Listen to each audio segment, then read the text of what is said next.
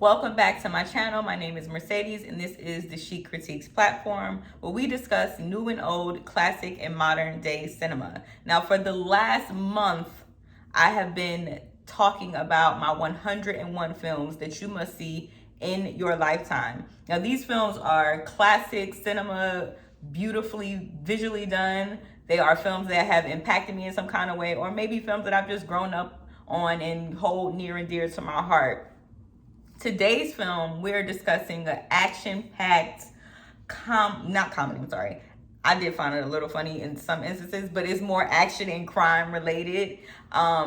This film went crazy in the box office. To date, it is still a classic film.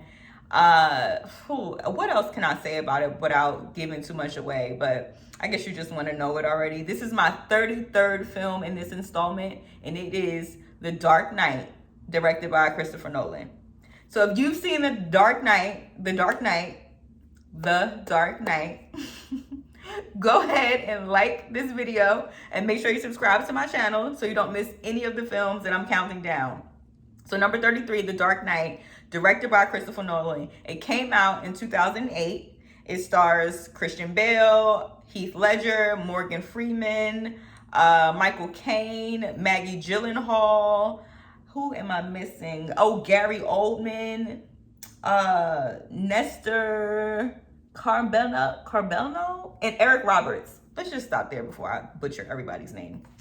So the fact of the matter is, The Dark Knight is one of the Batman entries in Christopher Nolan's world. And what can we say about The Dark Knight besides the fact that it's just amazing cinema? Christopher Nolan is always such a great action director. But who stands out, of course, is Heath Ledger. We know that we lost Heath Ledger, so shout out to the late, great Heath Ledger who played the Joker in this film. I mean, it's been known to say that Heath Ledger, in the preparation for this film, he spent a month alone in his hotel room preparing to be the Joker, figuring out what he wanted to do with his posture, how he wanted to hold his face, figuring out the voice that he wanted to do for the Joker. He kept a diary as if he was the Joker. He really threw himself into this role, and it shows on screen that he did the work. Heath Ledger as the Joker, I mean, you completely forget that this is the same young man who did 10 Things I Hate About You, a rom-com, and Brokeback Mountain. Like, this is the same actor who is now playing the Joker, a completely different character. So, I mean, there's nothing more I can say about the excellence that he brought to this character, the Joker. We know the history of the Joker, and in this film, Christopher Nolan has said that he did not want to focus on the origin story of the Joker. He kind of wanted to come into this film with the Joker's character already as an absolute character. We already know who he is. So now we can kind of focus on Two-Face, Harvey Dent's character, and how he becomes Two-Face. But the Joker just steals every scene that he's in. Heath Ledger is a complete scene stiller. We're not even talking about Christian Bale, who actually plays Batman. I'm 100% focused and dedicated to giving Heath Ledger his props in this film because that's how amazing he was in it.